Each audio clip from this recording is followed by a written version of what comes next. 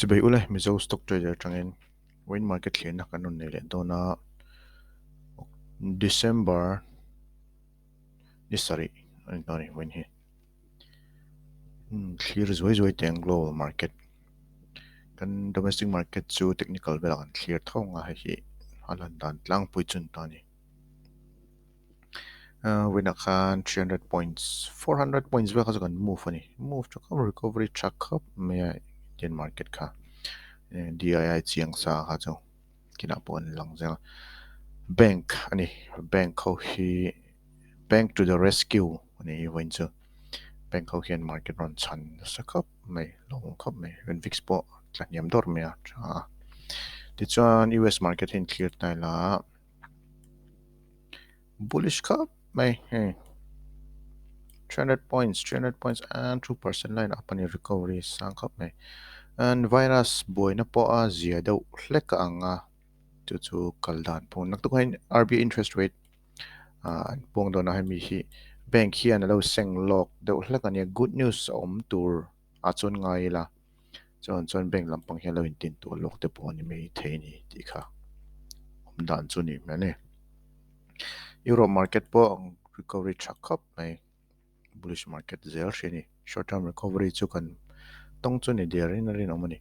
chon Asia market po track up mai global markets going to travel vegani factor hi khan virus boy ni hi azia do nga chumi vel chu ani perin na lang ani chu lan nei global factor tong hen en le tai na global factor tong hian future market tong chone la bullish khap maya nak tu bokan la bullish mel khap mai thi chon ase kan US Indian rupee ero an la niam lawa ala sang zela chon hi tha lem lo khap mai chu factor pan ta oil porn san do hleka ase til dang lawa chuan future market chu la stable review ni tu ka po la stable zel turanga yang chuan khoi sector nge voin ma hroi tu soi chen chiang takka soilan tura chuan metal ni ma se poimo pera chuan bank ani bank le finance heng ho wang liao hini recovery ron nei thakap mea soilo tongan bank ho kha over sold to fio chuang chuanin malam hian ron pan ve thei to ni kan ti kan ta lan tong khan when poron chiang na sector zong recover veka cheper po 0.3 underperform the hleka FMCG defensive sector ren bank an perform thati chuan tinglam pangi chu nu fual de uzel thin bok ani renga chuan bank ania poimo pera chuan bank le finance ani perani ti chuan stock a point en taila chiang dewin langa eng metal sector chuan thavion na hei hindalco Tata Steel chuan thavion na bank hawi en taila Axis Bank ICICI Bank thakop me 3% move ani chuan Kotak Bank iboka finance lama Bajaj HDFC thaboka HDFC Bank hitlemin la nu fual de hleka ma se thanem churon ngai tura ngai thanem churon ngai tran viawang ha chu chiang tura ngai la chuan stock hi la hian om mang lawa he en hian Asia Pacific market ti che thei tur khan chalo shem ni en tala hi 2% chung lam ringot po hi en turu khap mai wan chu recovery na khap mai stock lian rol hawa chuan hei bank ho en tam khap mai SBI te po hen chuan bank in man roi chuan recovery chu claim zong chu kan la tel zel tura ngai la afu mai theini ti khan sha thiam tara ma se market om dani tonla chu sha thiam ka ma ti zuk me chu fundamental driver hi ala om do na chu wang chuan in la ti zuk theini ti khan sha thiam to boki la poimo khapang chuan open interest lam kan nga open interest lam ai ma in FII le DII che dan thlir te khe segment a chuan FI chuan la hral zela DI in hei an lalta wen chu DI in market an chan ve lal ni ma se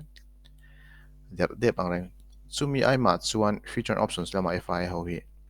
an chena sani mela khe segment ai ma chuan to short term hemi future option lama future lama an chet na chuan an short term de hlek ti kha kan hria tangai ni chuan khe segment an leilawa long term perspective an la clear lo de hlek ang khop mai chuan hei en taila short covering an nakhop maya chu bullish sentiment na ni chuan naktuka hian 17,200 hi chu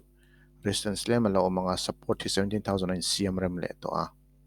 chavionga chuan major support his major resistance is 17,500 chuan om do na ma 17,200 chunglam hrim chu claim and resistance chu om do hlek do ni ma support hi 17,000 chuna ket hri do na ni mel khop mai pcr point in cm rem do hlek ma bullish sentiment chu ala sang lo do ni tem chuan film khu chu langai ma short covering a tam khop mai boost ero an lut na sa chuang shan lo ni short covering anat wang ani pere wen kha chu short covering he buying a chun zom chuan an ve view tur angai na chuan kan ni mi lang an tar lan tong khan monthly atang hian monthly hian 17,000 chu resistance as strong mai khop mai kan ti to khan chuan chuan hei chiang ta ni voin upon lubel nual maya open interest a hian 17,000 level chuan strong support hi ani mel khop mai ti chuan bank nifty lam kan thlir anga ei bank nifty tanga lan dan po hian hei support hi 36,000 in cm rem le to a resistance hi 37,000 in cm rem le a chuan naktuka point em range hi ani tu mel khop mai chuan minor support hi 365 a hian om deuh hlek don bawk ani mel boka ting vel chu ni bank lam po short covering na khop mai hei short covering deuh hlir ani pcr data tang pe chuan bank hi chu bullish to khop mai chuan bank lam atang hian short covering a oma buying te om le phei chuanin malam kan lapan zel thei vio ni san lam kan lapan zel thei vio ni ti kan thiam ta bawk la chuan future data kan enanga future data chuan buying omani nifty lama chuan bank nifty lam kan enanga short covering ani bank nifty lama hian short covering ani na khop mai hoina han tingwel chuni future options tang chuanin bullish sentiment chu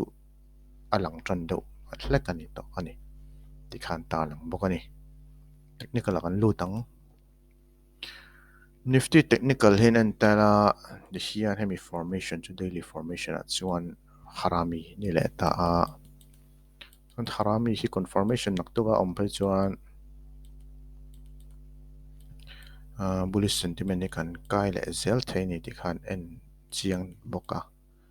chuan hi Europe US market in khar that phei chuan Europe le US in khar that phei chuan malam kan pan zel thei bawk ani chuan tlai hian divergence a lang tlatin hri ai divergence a lang tlat ani chuan bullish sentiment hi om hri dona ang khop maya boost an thulom om ani mele daily technical tang chuan chu chakap mai hria 1 hour chart an kan enanga